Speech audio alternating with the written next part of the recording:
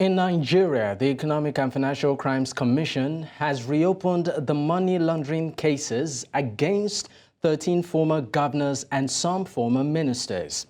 Also, South Africa's ruling African National Congress ANC party has celebrated the 112th anniversary of its establishment ahead of national polls, expected to be the toughest since it came to power in 1994. Now, these are the focal points for today's conversation. Welcome to the conversation. I am Dapo Adegboye. Let's talk.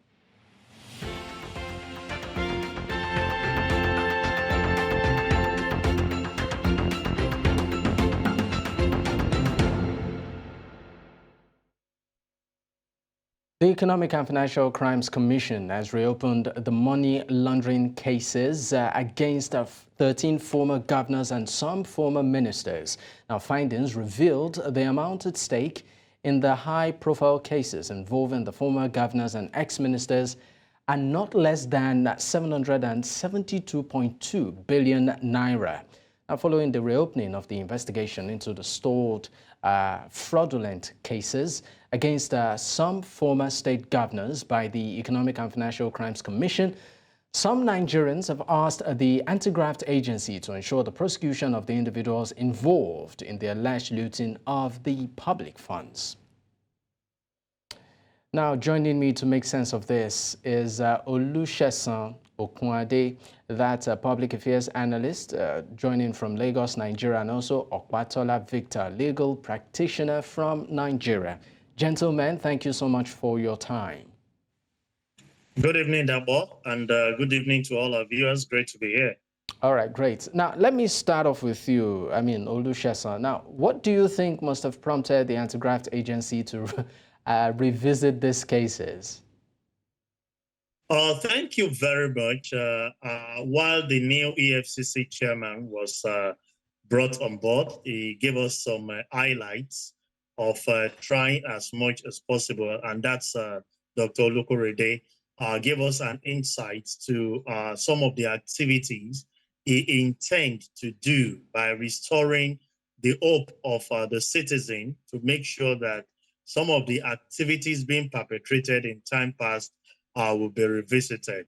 Firstly, I can say this is a right step in the right direction, considering the trust deficit that Nigerians have in our leaders, knowing fully well that majority of their activities has impoverished the citizen much more than the gain we can talk about being leading us. But I have my reservation about the role of constitution in some of the things that are actually being open, knowing that some of these people in question are currently serving. And you and I know that the constitution grant immunity to serving governors and possibly ministers. And I ask myself, how far can we go with this? Hope it's not going to be one of the rhetorics that we have been saying, that we only see the kickstart of the match and the finishing will be very poor. But if you are able to see this through, I'm sure the funds involved, it's enough to actually lift a lot of citizens out of it. But if we are to go by the old style that we have actually been saying, being impeded by some of the activities of the judiciary, not speeding up the cases, it might just be another effort in futility without yielding the dividend that the citizen actually expected from them.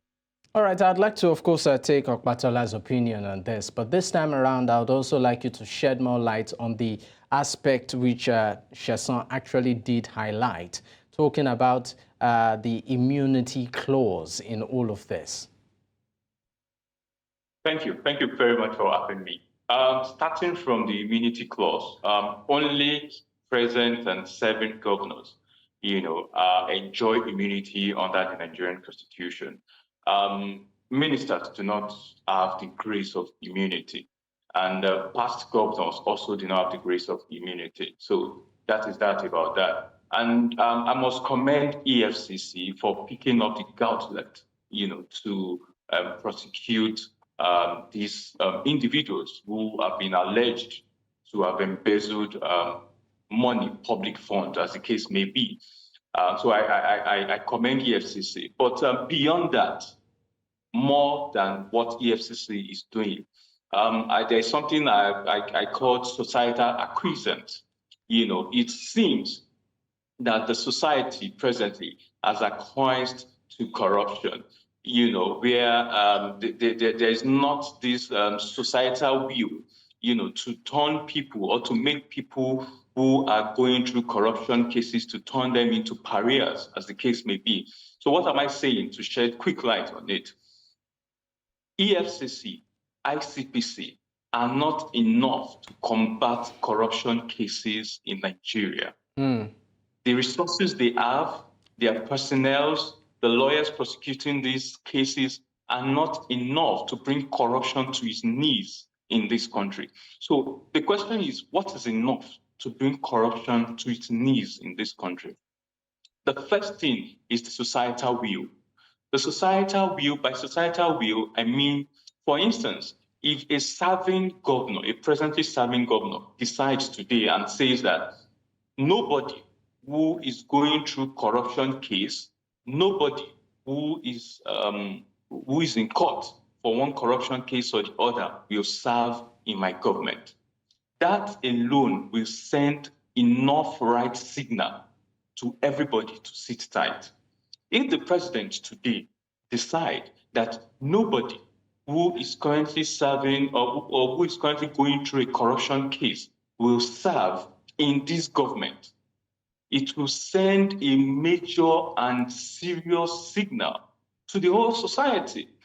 If religious bodies decide today that they will not gallivant around individuals who are perceived as corrupt or who are currently in court for one corruption case or the other, it will also send the right signals to individuals who want to embezzle public funds in the future or who are currently embezzling public funds. So if the society can turn them into pariahs, if the society can stop this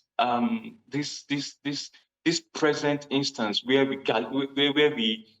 praise them, it will definitely reduce the rate of corruption in this country. And another very important thing is that the judicial system, the legal system, there needs to be an overhaul of the system. Currently, the president is going around, the world looking for investors and foreigners who come and invest in this country. For me, personally, talking to myself, I will believe that first things first, the first thing the government is supposed to do is to make the judicial system better, is to make the judicial system, the legal system as a whole, to make it trustworthy. This will gain the trust of investors. Very little investors will be willing to pump billions of dollars of their hard-earned money into a system into a judicial system which is clogged, which is slow, which is not perceived as trusted.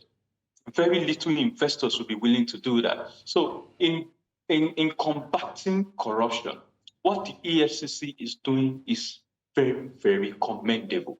But the truth is, it is not enough. We need to plug the loopholes in the system. The body disposition of the society must stand tall against corruption, against corrupt individuals. Individuals who are going through corrupt cases, the society must see them as pariahs. The society must turn it back against them. All right. These are effective ways. I'm sorry, Opatola, to cut in, but I would like to go back to Olusesan on this particular issue. Now, let me mention some names or some high-profile names that the EFCC is, currently investigating. Now, we have the former governors of Enugu State, that's Chimaroke Nnamani, and also Sylvan Chime. That's also we also have the former governor of Ekiti State, that's Kayode Fayemi, and also Ayo Fayose. And also the former governor of Nasarawa State, Abdullahi Adamu, and also Abia State, that's Theodore Orji, and also Orji Uzo Kalu. Now, the list is pretty much, exhaustive, pretty long. Now, some have said that this might be some sort of political witch hunt, also given the fact that some members of the president's current cabinet also have or have even had cases in the past that were somewhat inconclusive, with the anti-graft agency. What do you make of that? Thank you very much, Dapo. I keep saying this, that when people say one party is being witch hunted, the question we need to ask, are you around the area where they are actually carrying the puppies for us to say, indeed, you carry out that? What do I mean by this? These are governors that have served, and people have asked questions year in, year out after their exit from office, to discover that they should just come and give account. You see, the way and manner we perceive some of these things is EFCC is inviting you for questioning, to explain. And that's why they said it's an allegation. You come in, if indeed you have kept your books, clean, you come out, with a clean bill of lading. I mean, some of them, do you think some of them will still have those books? Like, I mean, they've been governors for some of them almost, if not more than a decade. Do you think they will still have access to some of those records? So for financial transactions, you are expected to have your books kept for a period of 10 years, knowing fully well that you can be recalled at any point in time when it comes to public funds. So for me, those books are there. People that served them one time or the other while they were in service can easily be called back to say, indeed, you signed to some of these things. It's just an explanation. And that's why they keep saying that it's an allegation until you have been proven that it's been proven that you actually mismanaged the fund. But if I need to buttress what my brother has said, it's a value disposition when it comes to this country that we have actually eroded. You discover that a lot of those people, even while allegations are being raised against them, some of them will come up and say, okay, indeed, you've said so much have actually been taken from office, but I am returning this, hiding under the level of plea bargaining, which we have seen. Those days we've heard of past governors, returning funds to say, I'm returning so much million, so much billion. And I asked myself the question, if not for African setting, if this is done in Asia, it's already capital punishment, because you've alluded that a certain set of money was actually misappropriated under your regime. You are only giving us the one you feel that we need to take. So for me, it's we building a structure that on its own can counter some of the activities of individuals that would definitely occupy offices. That is where we need to start from. And also, in line with what my brother Opatola said, a situation where the system itself, you see, a lot of people now buy their way in the religious houses, and they feel that whatever, if they're able to earmark money for themselves, they can buy everybody over. But instances with your money, people can, ask you that you are of no value unless we see the clean funds that we're talking about. We may not be going. It's about the system. If the system do not condemn the act, we discover that this will continue to grow. I can tell you the insecurity that we are faced today is a result of the Corruption Act. Because when people started, kidnapping, we did not nip it at the bud, and it became a full-fledged, business that people actually ventured into. If you look at the internet fraud system, it started very small, but we've not been seeing people coming up to say association of mothers encouraging their children to venture into this, because the society value has actually depreciated and gone beyond what we can say. So I think first and foremost, we need to have a reorientation about our value system. What those days while we are growing up, parents will give you, they will tell you that good name is better than any material things that you can talk of. But as we speak, reverse is the same. Get the material things. If care is not taken, you change your name from Sheson to Sison, and you continue to live your life, and people start celebrating you. But it wasn't like that while we were growing up. So I want to say that we must go back, reintroduce, a kind of thing into our curriculum where our value proposition will actually be enhanced, and that on its own will be a system to check the activities of some of the people that will be in place of leadership, and Nigeria can be better off for it. All right, I'd like to know Opatola's opinion on this. Do you think that there is some sort of political witch hunt, undertone in this recent move by the EFCC? The issue of political witch hunt is a distraction. Yes, I don't see a witch hunt in it. If you observe the public within a particular period of time, and they are calling you to make account of the period in which you observed, it should be a good thing for you to come and wash your hands clean, so that everybody will know that you've not embezzled any public fund, as the case may be. So the allegation or the issue of witch hunt or no witch hunt, that's a distraction. What is of importance and what is of paramount importance here is that you are being called upon to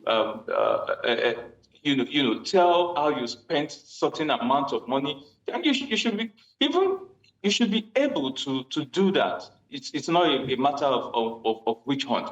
And most importantly, let me state very quickly, it is important for people in power, I will throw a challenge to governors of each state to decide and come out to say anybody who is alleged to be who is serving any corruption charge or in court for any corruption case, we will not serve under his or our own particular government. What I'm trying to say is a governor should be able to come out, to be above board, to say that in order for me not to be perceived as corrupt, I cannot be seen to abet any person who is, undergoing a corruption charge.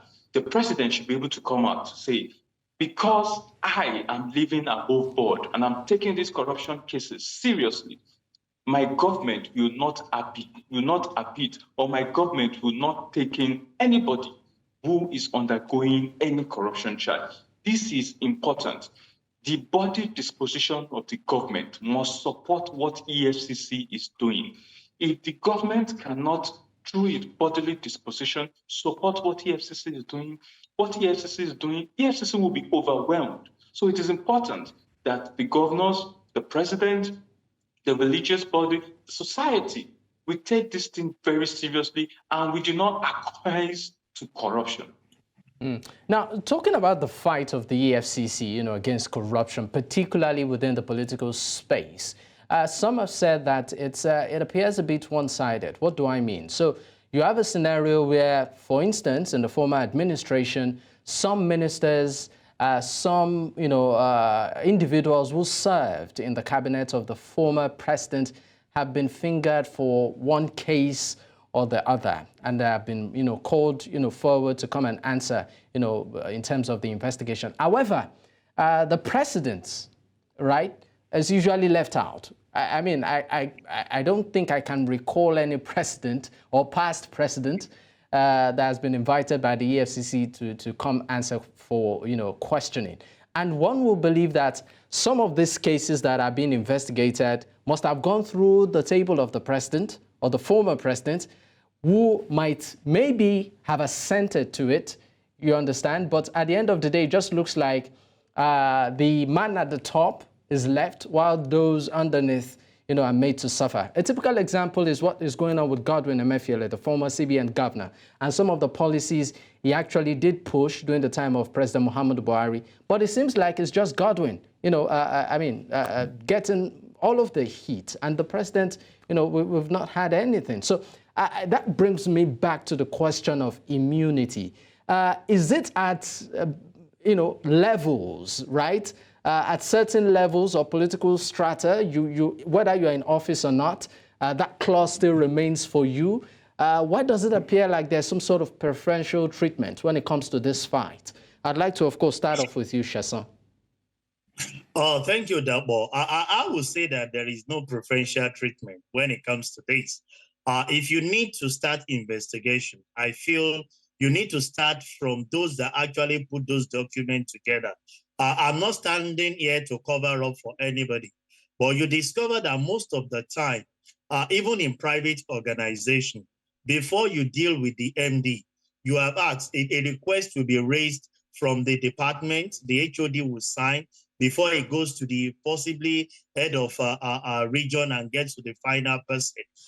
You need to, most of the time, some of these leaders are actually, you know, you give the explanation, and they seem to see that some of those things are fantastic. You discover that some of those things are not being implemented as it purported to be.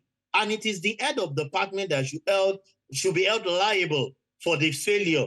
Because what the president has done is that you want to fix this road for 100 million. Okay, and you've explained the importance of the road to either the president or the governor. He has sent to it that you go ahead and carry it out. But you came back when the fund was disbursed. All you could do is that 50% of the money was diverted somewhere, and you did a shady job. You even invited the president to start, you know, inaugurating such project without a full-fledged that the material used for that particular thing was not in line with what the president actually approved. It's a systemic failure. But the person you need to first ask the question is the person that brought up the policy. And that's why you see most of the time, we first speak on individuals, either as a minister, either as a commissioner, either as governor, to first give account. And like my brother said, I think when they invite you to come and give account of what you have done, it should be a thing of joy.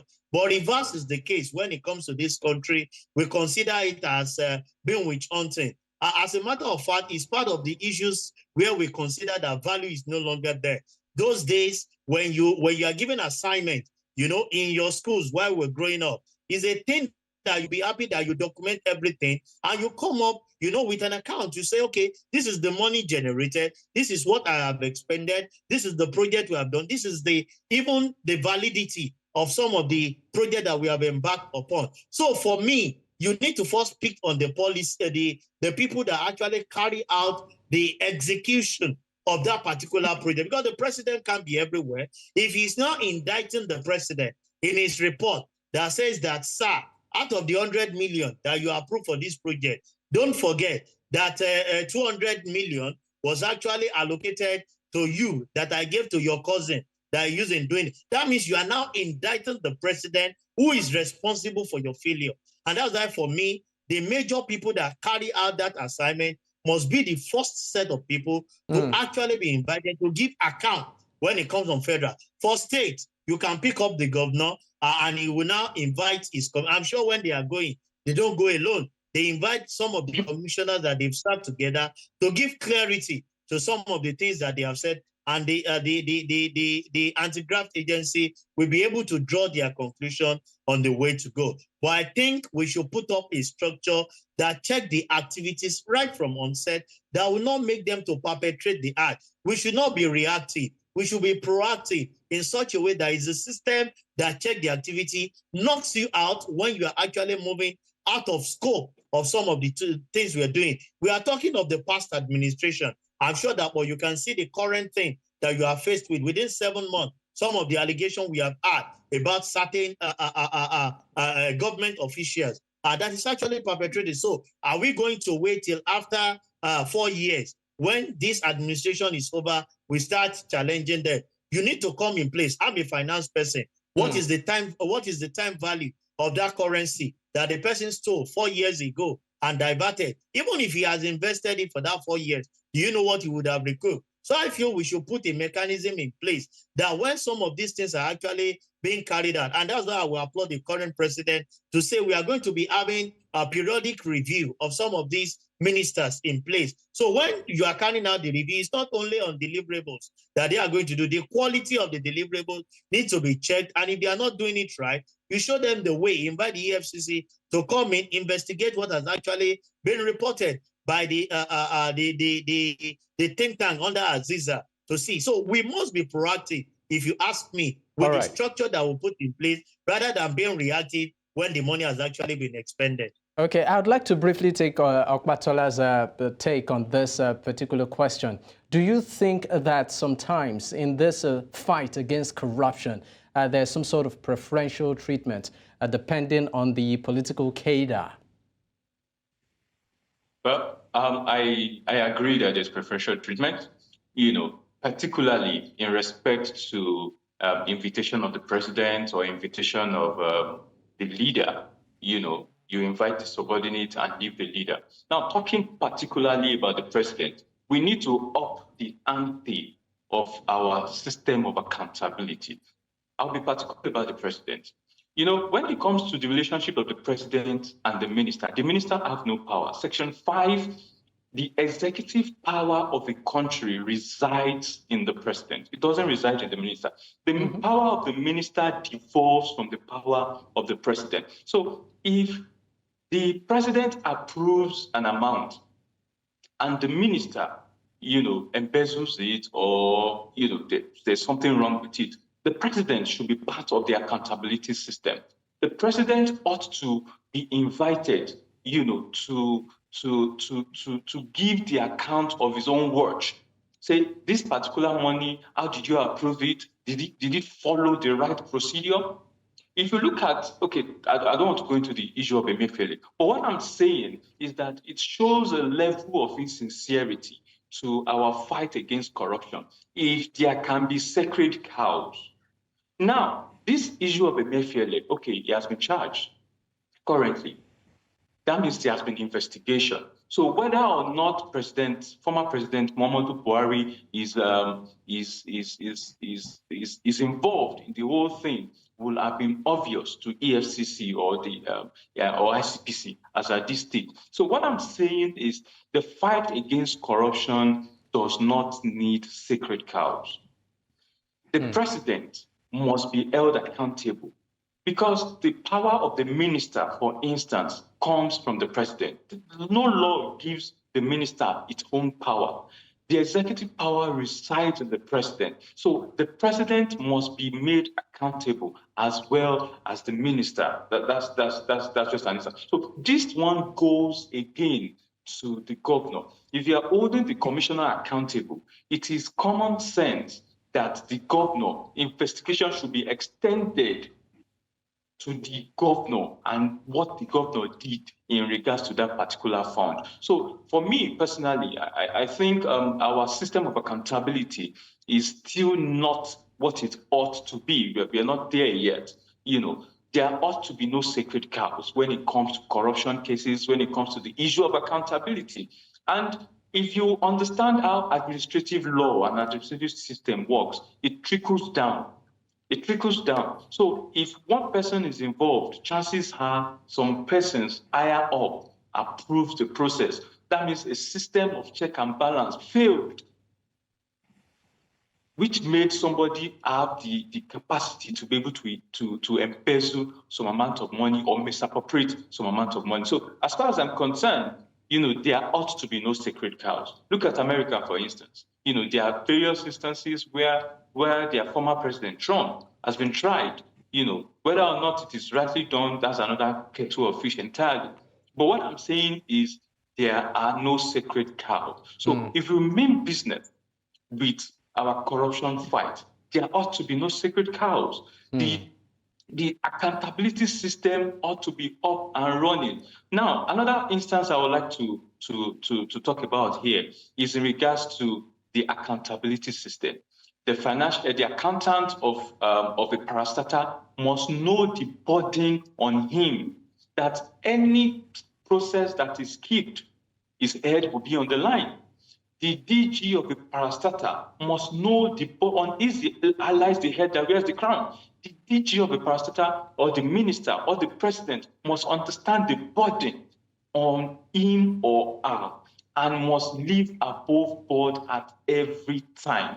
So we are still doing the issue of sacred cow in our fight against corruption. I mean, which I want to believe that what you're trying to say is that we need to look into. I mean, just to add to some of the instances you've given, the ex-French president, that Nicolas Sarkozy, was sent to prison for corruption. Yeah.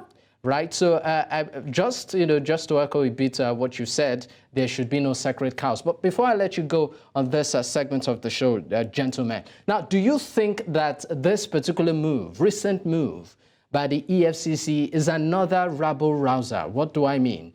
Where we see the EFCC start off a case and then at the end of the day, it just fizzles out. We never see the conclusion of it, right? We also understand that maybe because there's a new, captain, on board, he might just want to sort of, stir up the ship a bit so that people would say, you know what, oh, he's doing so well. But at the end of the day, we never see any logical conclusion. Do you see that happening with this case? Just to you, Shesan. Yeah, well, for me, I think every action by the current EFCC chairman would have had a discussion with the president who he reports to. But, the system we have in place, most of the time we have good startup. The finishing is always poor. And I would say that until I've been proved, wrong, I consider it as one of the uproar for an incoming leader of an agency, because most of the time those that actually did this in time past started well, and not a single person have we brought to justice to say is behind the bar serving a lot of things. We always hear that we have actually put our case before the judiciary and they are not acting. There are a lot of defenses. It is then you'll be hearing that there are no facts to actually back up some of the allegations against some of these people. So I feel that if some of these things are coming up, EFCC should have the fact, because the law is not about sentiment or emotion. It's about the fact you are able to present before the judges to defend your case, which has been the issue with the past leaders of EFCC. We always charge those people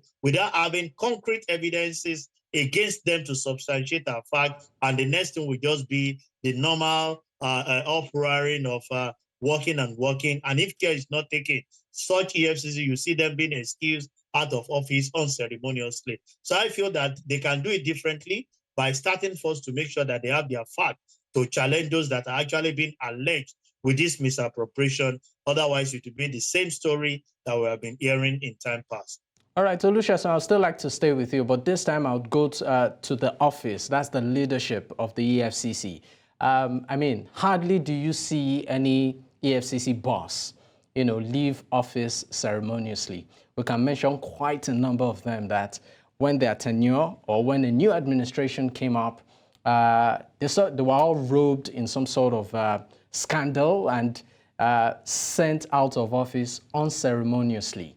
Why do you think we see that trend, particularly with the leadership of the EFCC, the apex job there? Yeah, I feel most of the time, this is personal, when they take office, they allow the things around them to overshadow their major area of focus. And there are times there are selective way of actually picking some of these cases that they have.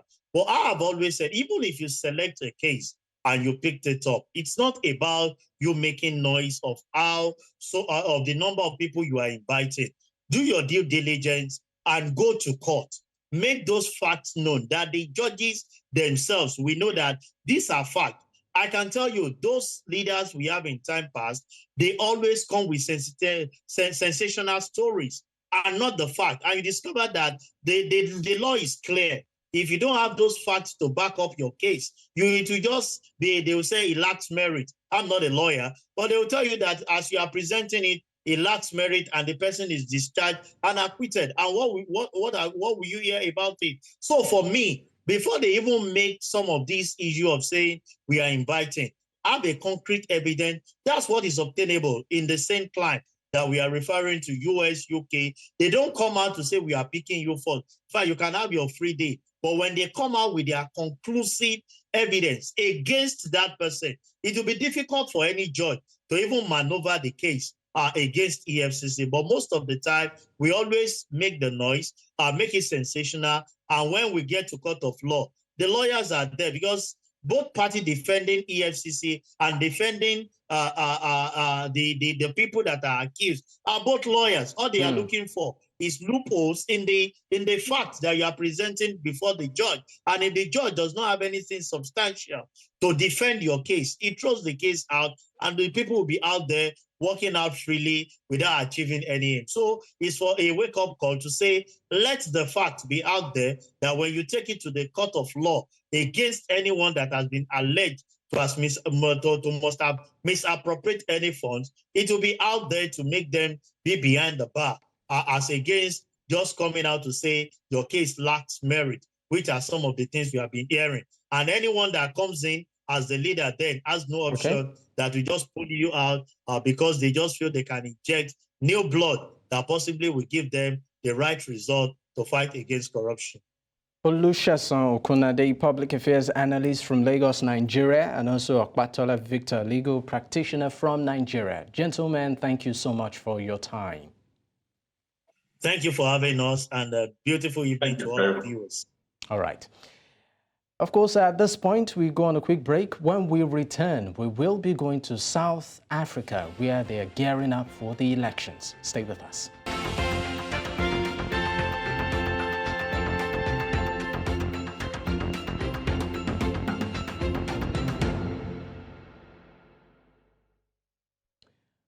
Welcome back. Now, South Africa's ruling African National Congress, ANC party, has celebrated the 112th anniversary of its establishment ahead of the national elections, expected to be the toughest since it came to power in 1994. Thousands of party members and supporters are expected to convene in Mbalulu Stadium in Mpumalanga province, where President Cyril Ramaphosa, also the head of the party, will deliver his yearly address and outline the party's program for the year. The ANC is the party of the South Africa's first democratic elected president, an anti-apartheid leader, Nelson Mandela. It was at the forefront of the country's liberation struggle against racial segregation and the white minority government. Ramaphosa is seeking a second term in this year's election after coming to power in 2019, succeeding Jacob Zuma. Now joining me on the program is Asanda Ngoasheng, a political analyst from Cape Town, South Africa. Thank you so much for your time, Asanda. Thank you so much for having me.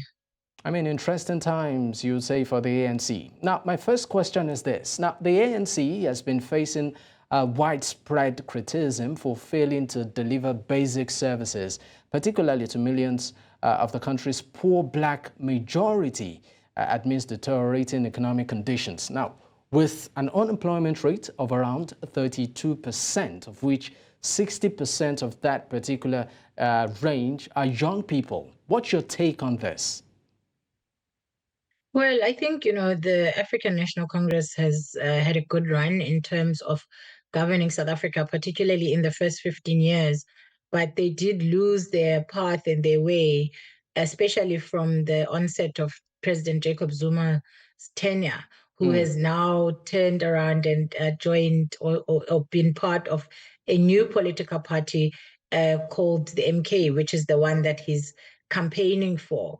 So this is something that, has shaken the ANC and has made it kind of take this opportunity of its birthday to remind people of why it was started and what it stands for, and to also speak to some of the gains that it has made since it came into power in 1994. So some of what it said, of course, may be too little, too late for some people, but the biggest issue in South Africa is not so much that the ANC is the best political party and people keep continuing to vote for it, but rather that the ANC doesn't seem to have, or South Africans don't seem to pick either opposition parties or see them as an alternative to a point where they are willing to replace them in government, rather than having the ANC continue to be in power. So is it a situation of not having really strong opposition parties that can stand toe-to-toe with the ANC, or the ANC is just, will I call it, as morphed from a political party to some sort of political culture that people have just gotten used to?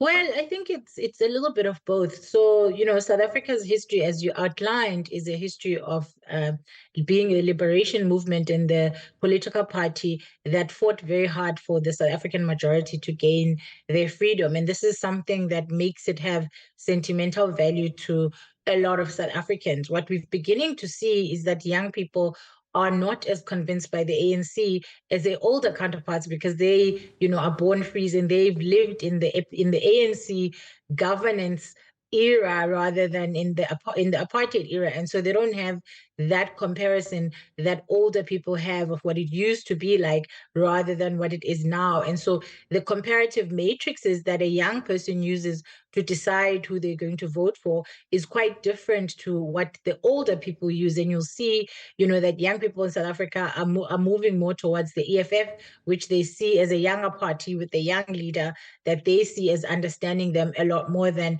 the African National Congress, which is seen as a political party of much older people.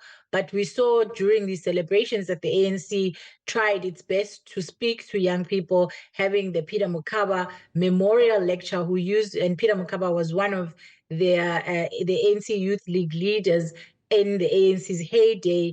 And so they tried to use this event to talk to young people and to talk to the issues of young people and remind young people that at one stage, the ANC was the choice of the young people of the country.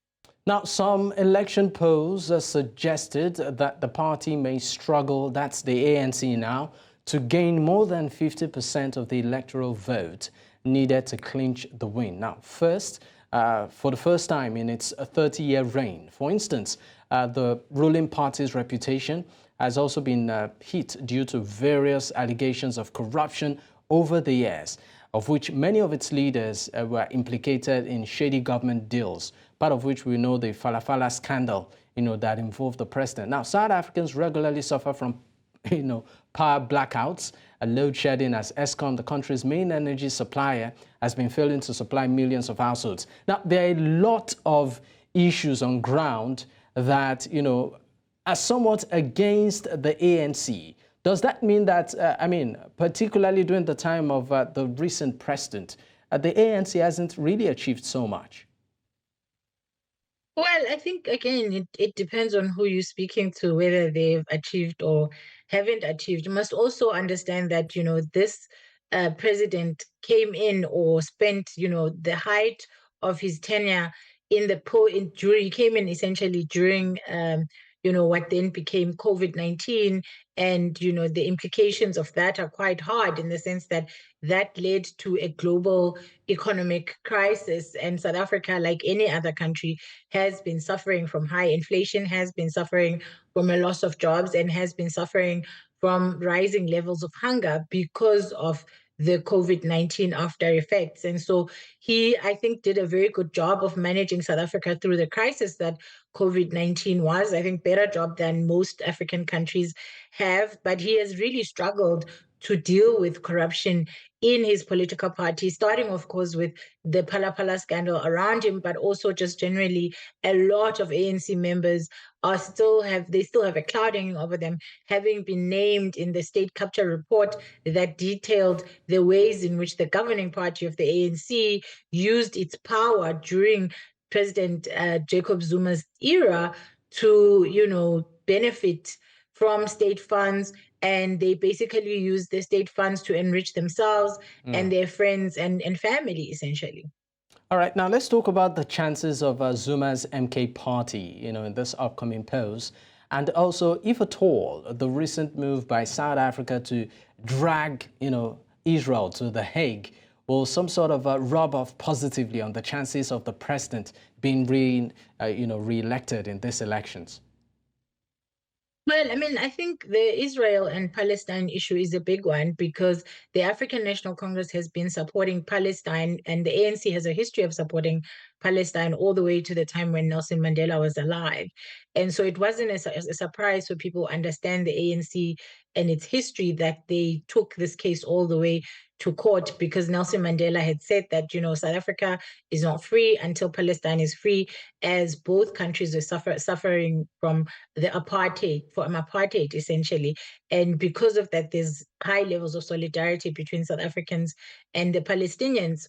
but the opposition party, which is the Democratic Alliance, chose to align itself with Israel, and this may lead to them losing votes from the so-called colored and Indian voters and Muslim voters of South Africa who are aligned to Palestine, but usually don't vote with the ANC. So some may, in fact, end up rewarding the ANC for its stance, but we don't know, to what effect that's going to be. And then coming to the issue of Jacob Zuma and the MK party, I think, it is a surprise to the ANC because this is sort of the first time that a recent president has broken away in the manner that he has, particularly him as somebody who is in fact responsible for a lot of the issues that South Africa is dealing with now, whether you're talking about ESCOM corruption, which led to us not having or being able to produce enough electricity and therefore having load shedding, whether you're talking about high unemployment, he has been part of this. But the ANC has, this is not the first time that the ANC has a breakaway party, and they've survived it. So they may survive this one too. All right, Asanda, thank you so much for your time. Thank you. All right, and that's a wrap on the show today. Please, it's important that we state that every opinion of our guests remain theirs and not that of News Central. My name is Dapo Adegboye. Until I come your way next time, bye for now.